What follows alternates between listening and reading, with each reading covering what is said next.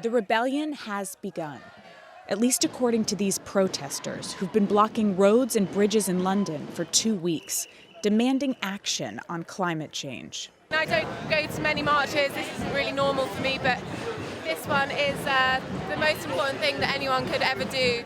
Our planet's dying. There won't be anything unless things change. Someone that's as old as me, we've been hearing about climate change for decades, and I think we've now reached the point where it is happening, and it's becoming more scary and more of an emergency. The group behind these demonstrations is called Extinction Rebellion. For 2 weeks, this tent city on the edge of London's Hyde Park has been a base camp, but their headquarters is a bit more corporate. Yeah, this is nice. Who This is is very paying for nice. this? Well, the story is that a corporate landlord is having a nervous breakdown. Having a nervous breakdown, says Roger Hallam, because of the threat of climate change. Hallam is one of the co-founders of Extinction Rebellion, whose volunteers work here rent-free. When he's not helping with the movement, he's getting a PhD in the science of protests. I think about how to effectively change society in a crisis, and that's why Extinction Rebellion has been successful. It's not three people in a pub going, let's have a rebellion. It's like a systematic survey of the academic literature on how societies change radically in a short amount of time. People need to break the law non-violently, en masse, preferably in the capital city. So that's what they've been doing.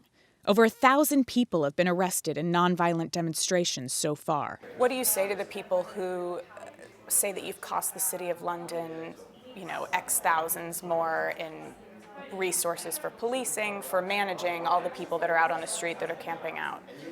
There's a fire in the theatre. They're not the only ones shouting fire. 16-year-old climate activist Greta Thunberg has led worldwide school strikes to demand governments do more to address climate change. Thunberg visited the UK this week to speak to lawmakers. We have not taken to the streets for you to take selfies with us and tell us that you really admire what we do. We children are doing this to wake the adults up.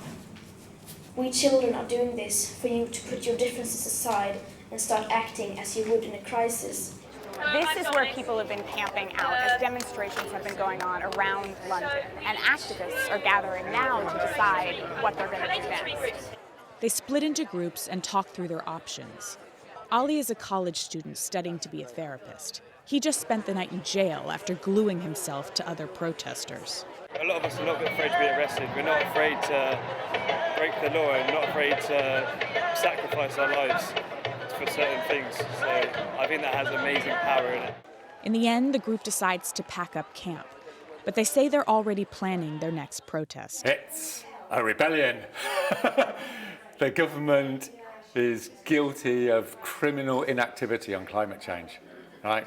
Period.